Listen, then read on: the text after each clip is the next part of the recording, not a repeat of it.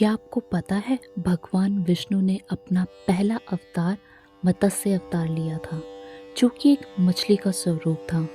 और कैसे सृष्टि पे जब सबसे पहले प्रलय आया तो राक्षस हयग्रीव ने वेदों को ब्रह्मा जी से चुरा लिया। ये कहानी है सतयुग की, जिसे सृष्टि का सबसे प्रारंभिक और पवित्र युग माना जाता है।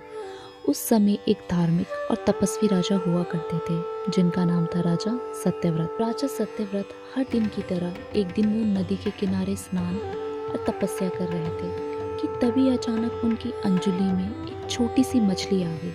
हे राजन, मुझे बचा लीजिए, बाकी मछलियाँ मुझे यहाँ खा जाएगी। राजा को दया आई, उन्होंने मछली को अपने कमंडल में रख दिया। लेकिन अगले दिन देखा तो वो कमंडल मछली के लिए छोटा पड़ गया।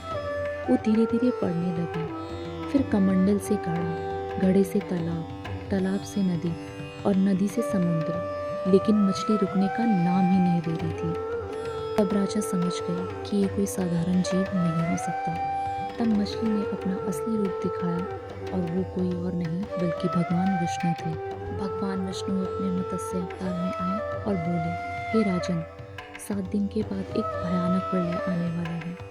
पूरी पृथ्वी जल में डूब जाएगी, सब कुछ नष्ट हो जाएगा, लेकिन वेदों और जीवन को बचाना जरूरी है। तो भगवान ने आदेश दिया, एक बड़ी नौका बनाओ, उसमें सप्तऋषि, सभी प्राणियों और पेड़ पौधे के बीच रखो।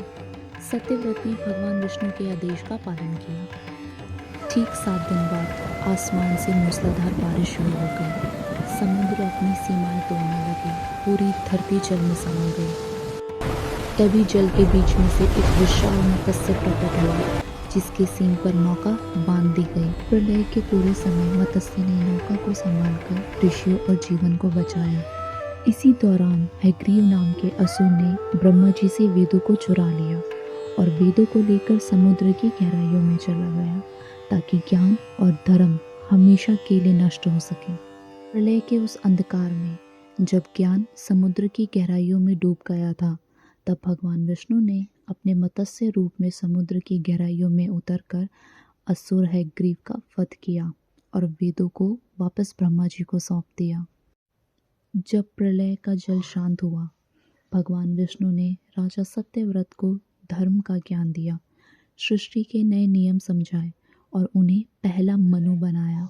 यहीं से शुरू हुई नई मानव सभ्यता।